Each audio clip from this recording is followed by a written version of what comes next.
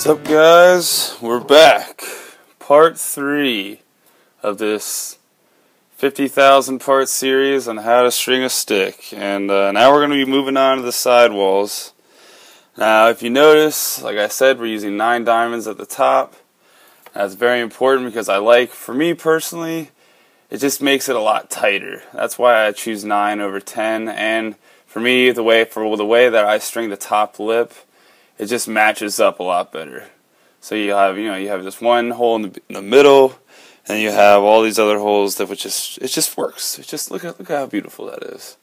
So anyway, if you recall, we used the thicker string for the top lip. So we're gonna throw that over there. We don't need that anymore.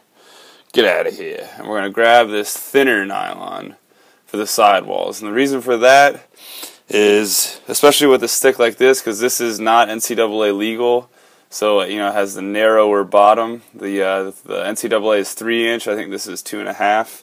So this barely fits ball in here. So to avoid having an illegal stick, if you use the narrower nylon, the thinner nylon, it won't have the string sticking out very far in these holes in the side, which will keep the ball from falling out. So, if you want that, use the nylon that's thick. That way you can have an illegal stick. But I like playing legally, so that's what I'm going to teach you. Use the thin nylon, or else be in the box and have all your teammates pissed off at you. It's up to you. Anyway, so take one. We're just going to do one side first. So we're going to start with, just put that down, hands free. Grab this nylon and just tie a little figure 8, a little boop, feed that through. Just tie a little knot there. See that? It's a real simple knot. And you want to leave a little bit of room there in case you need to untie this knot. You don't want it to be like, you want this knot to be like all the way over here.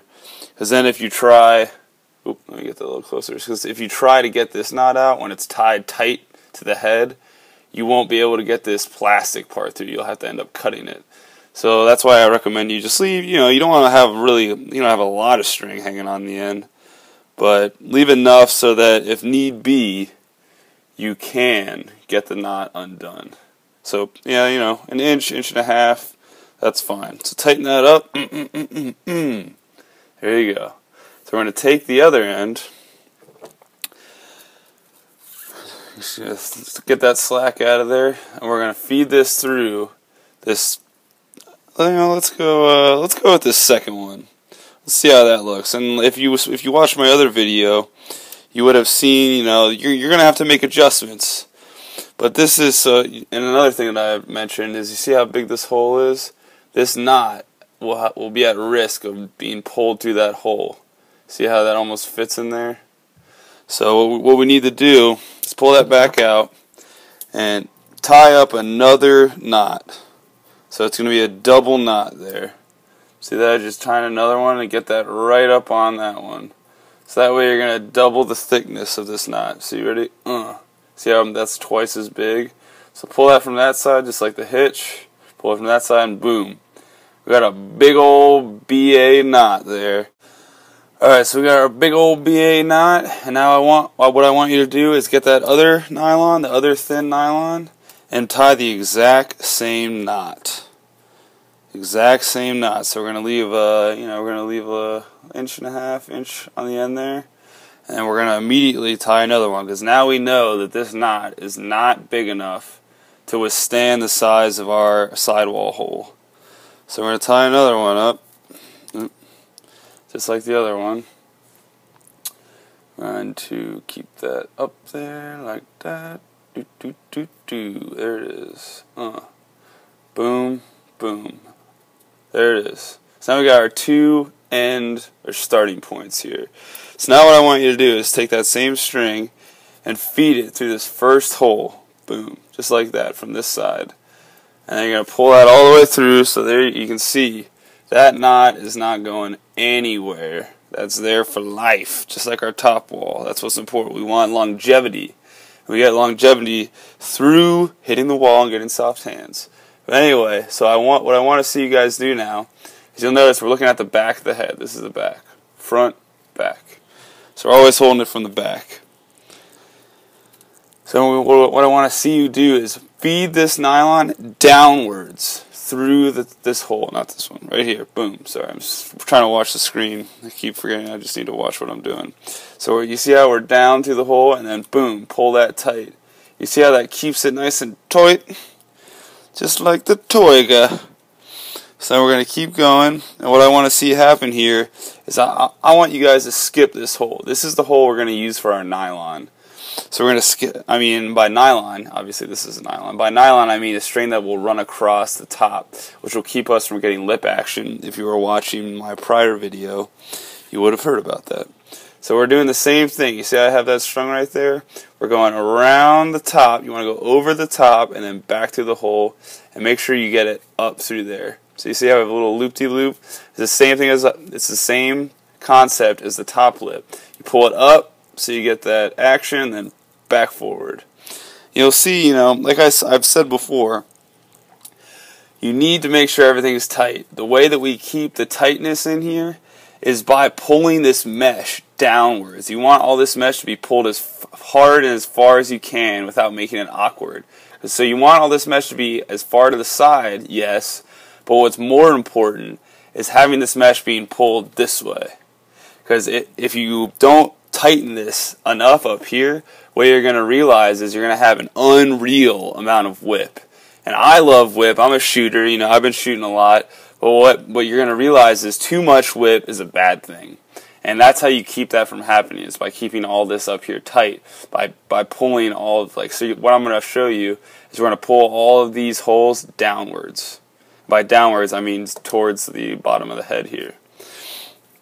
So we're going to do that, and then what I want you to do is just do another one. Just see how it looks. We're just feeling it out. Every head is different. So you see how we got that there? So you see how I'm pulling all this mesh down? It's like it almost wants to be above this, but you got to make sure you're pulling it so that it does not allow that. And now what we're going to do is, because you see how tight this is getting, we're going to need to string a double knot, or a double right here. That's what I like to call it. So we're going down and then up. And what this does is it keeps the mesh on the inside of the head. And like I said, I might have to adjust that, so pay attention. And your head will probably be different than mine. So there you go. Alright guys, so I went ahead and I just commenced with my stringing because I wanted to make sure that I had it correct so I could show you how it's going to look. So you can see how I'm starting to get a nice little channel for the ball going. And that's what you want to see. You want to see this nice tight up here. It starts to get looser and looser and looser until boom, there's your bag. And I'll show you how we get the sagging bagging down there, because that's the only part right here. This part of the head, from here to here on the sidewall, that's where you're going to loosen it up. That's where you want it to be kind of flowing. You want to be able to whoosh, whoosh, whoosh, whoosh. You want it to be wagging almost like a freaking tail back there. Wah, wah, wah. But I'll show you how we get that going. But anyway, so I want to show you what I did on this sidewall here. And one recommendation I want to make for all you newbies out there is this isn't necessary, but it's much easier to ensure that your head is symmetrical if you do both sidewalls at the same time. And another cool thing about it is you will actually see your pockets starting to develop. So I recommend to all people that are stringing heads to do both sidewalls at the exact same time, to ensure that they're symmetrical, and so you can see what it's going to look like. Because if you only do one side, you'll do the other one and be like, oh, this sucks, and you're going to have to end up taking this whole string back off. So do both sides at the same time.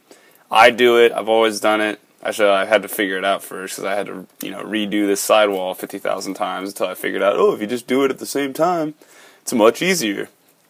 So anyway, I want to show you on this sidewall. So what you'll see is, so we started at this top hole. We went on the first loop. We went over the sidewall, back through, and then you got to make sure you feed it up through this little hole here. So you want to get the string back up through there, and then we string a double. And one thing I recommend to all of you is you always string downwards first, because what that does is that keeps the mesh over here. If I were to string it upwards, what that's going to do, it's going to pull this mesh on the opposite side of the head, which will, it's not that big of a deal, but for me, I like having everything in here, because this is where all the action is. But anyway, so we string a double right here. You can see that I string a double, and the reason for that is in order to make it to this hole, I needed to string a double, or else, like I said, it gets awkward. It's gonna be too tight, and this mesh will not be sitting flush with the sidewall. It'll be like over here or up here, and then that'll mess up your pocket. So that's something that you're just gonna have to mess with. Just like when I paused it, I was literally restringing this portion right here until I found the best combination. Mwah! The best combination. But anyway, so this is what I have found thus far. And like I said, you just need to pound it out a little bit. Pound it out. Be like, oh, that's feeling pretty good. That's feeling good. So that's what I did. I was like, I'm going to stick with this. As you can see, the same thing is going on this side. We have not first hole, skip the hole, over the top, around, and we string a double here because, like I said, I didn't want it to get awkward. And you just have to feel it out. Each head is different. These warrior heads, you can notice, usually only have one hole every so often. A lot of brine heads, from what you'll see, not all brine heads, but a lot of brine heads will have holes all the way up and down. And that's actually, if you haven't strung a stick before, that would be a lot better for you to learn how to do this on, because if you only have a hole every so often, what that does is it strengthens the head, because there's more plastic, there's less air, and there's less opportunity for a crack to form. But what I want you to realize is that for beginners, if you can find a head with a lot of holes in it, go get that one. So anyway, you can see, I'm symmetrical all the way down, and I'm stringing another double. And when you get to the bottom here, you're going to want to start stringing these little doubles, like you see right there, how I have the string coming through 2 holes. What I want to see you do is have another double down here somewhere, because what that does is, like I said, it loosens the mesh up down here, so you can get a big old bag going on the bottom. And that's what you want. You want a big bag. See how we're getting a nice little channel going there? So I'm going to string up the rest of it so you can take a look at it.